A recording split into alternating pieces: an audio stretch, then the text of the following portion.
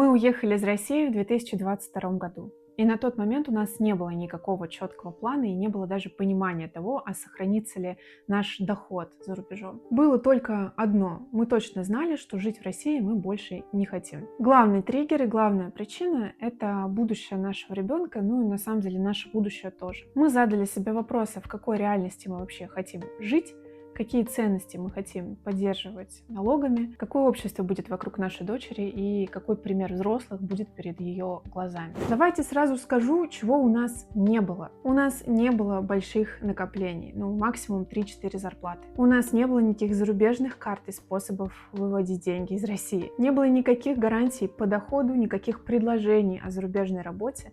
Мой муж работал в зарубежной компании в России, и просто чудом получилось так, что какое-то время ему разрешили работать дистанционно. У нас было огромное сомнение, выстоим ли мы вообще этот процесс переезда психологически и финансово. И в этом видео я расскажу обо всем процессе переезда, как мы успели пожить за это время в 4, а можно даже сказать и в 5 странах, и почему в итоге сейчас мы живем в Великобритании и в Лондоне. Итак, давайте начнем с февраля 2022 года. Мы принимаем решение именно выехать из России в Турцию. У нас получается это сделать в начале марта. Мы оказываемся в городе Бодрум, и там начинаем жаркие обсуждения на тему того, а что же нам делать дальше и где бы мы вообще хотели жить. Мы перебирали самые разные варианты от Азии до европейских стран, Латинской Америки, и оба пришли к выводу, что, конечно, хотелось бы жить в идеале в Европе, потому что европейские ценности нам наиболее близки, и это классно было бы для образования нашего ребенка. У нас была возможность попробовать переехать в Германию по нашим корням, что мы и сделали.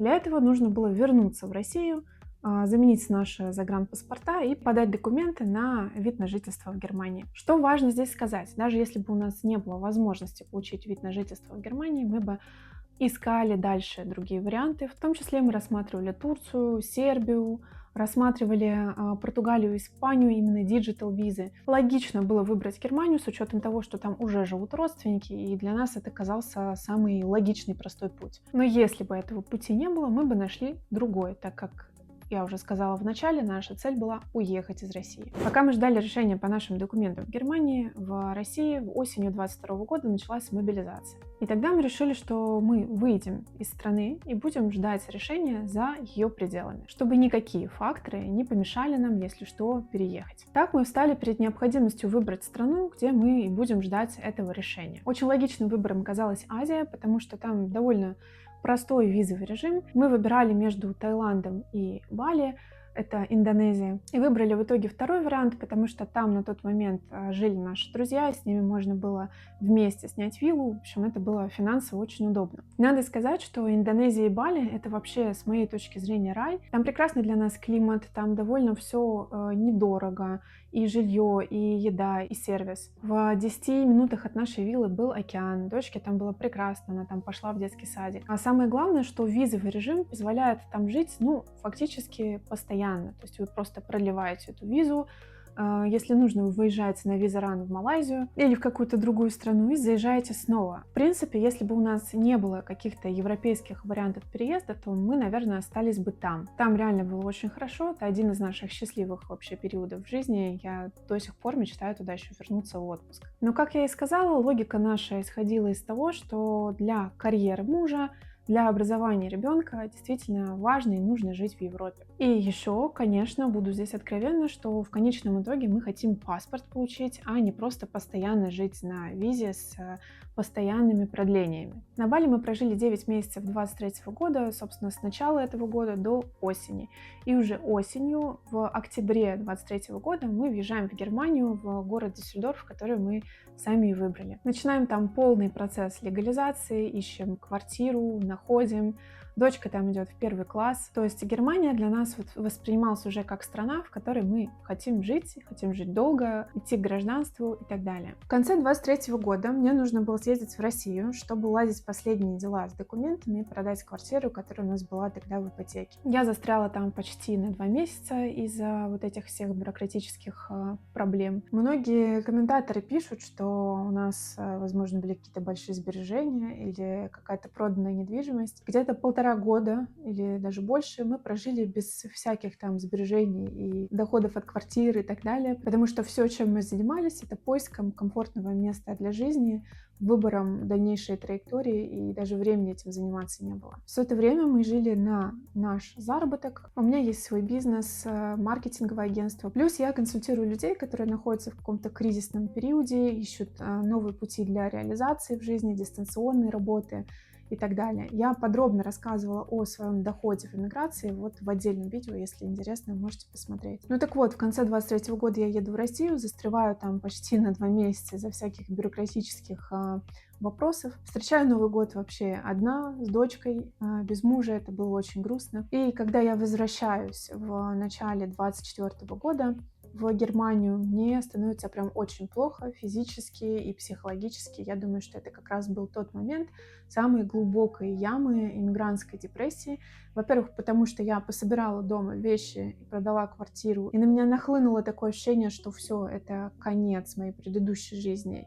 И возврата домой уже назад уже точно не будет. И несмотря на то, что на уровне мозга, ментальном я все это прекрасно понимала, на уровне психики, на уровне телесном меня это догнало вот только, считайте, в начале 24 года. Прошло 2 года с того момента, как мы вообще приняли это решение. Естественно, в Германии я собой начинаю усиленно заниматься, хожу к врачам, занимаюсь спортом, выстраиваю питание. У меня есть тоже отдельное вообще видео про такую систему планирования, которая мне помогает в жизни двигаться к моим результатам, не разваливаться в эмиграции, да, жить, зарабатывать, радоваться жизни и так далее. И вот, наверное, только к примерно весне 24 года, к концу весны, я чувствую себя более-менее ок, в том плане, что ну все, мы окончательно переехали, в России у нас ничего не осталось. Ура, надо начинать жизнь заново, пожалуйста, погнали. На эту тему адаптации и вообще самоощущения в эмиграции я еще советую почитать. Есть такая книга «Тело помнит все», и там как раз говорится о том, что происходит с телом из-за стресса, из-за разных стрессовых ситуаций в жизни. Где-то 1,5-2, даже до 3 лет нужно для того, чтобы вообще адаптироваться и снова себя почувствовать окей, если у тебя был какой-то внешний серьезный стресс. А переезд, иммиграция — это гигантский стресс. Ну так что, казалось бы, все ужасы преодолены, путь героя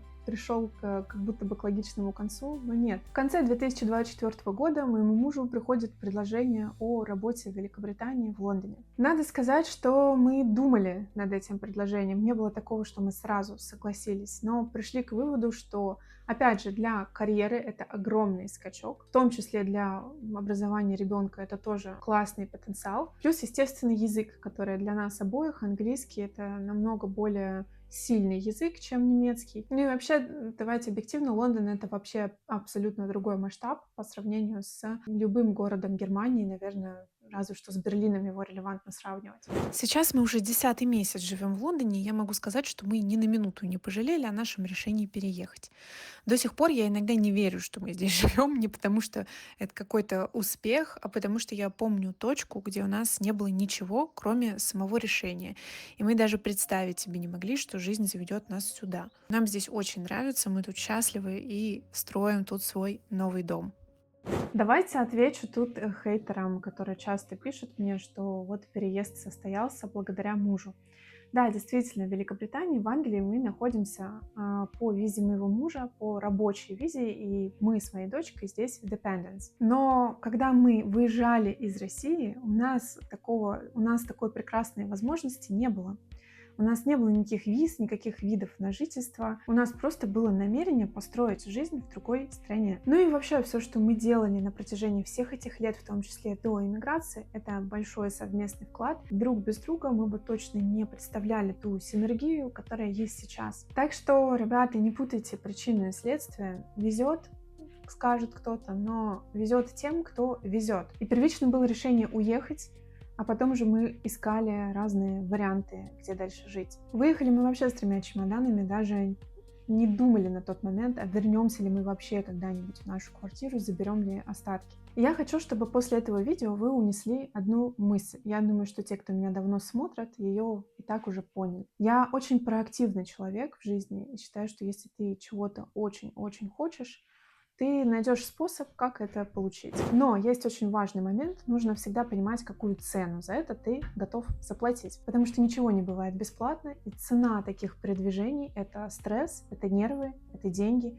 это сильнейший кризис личности, абсолютное обнуление, можно сказать, идентичности, перестройка ее вообще с нуля. Я этими темами очень глубоко интересуюсь. Если вам тоже это интересно, вы чувствуете себя в каком-то подвешенном состоянии, кризисе, и неважно, здесь вы за границей, в эмиграции или вы в своей стране, но просто понимаете, что вы в какой-то точке перехода, где у вас старое все как бы отмирает, новое еще не построено, и непонятно, что дальше, то я вам советую пройти мой бесплатный тест. Я сама его создала с помощью искусственного интеллекта. Нужно ответить всего на несколько вопросов, займет это 2-3 минуты, и он поможет вам определить ваши ценности, ваши основные конфликты, сферы, которые могут вам в потенциале деньги приносить в легкости, и даст первые пару шагов, которые стоит сделать. Если интересны еще какие-то детали об эмиграции, напишите в комментариях, ну и оставайтесь на канале до следующих видео. Пока!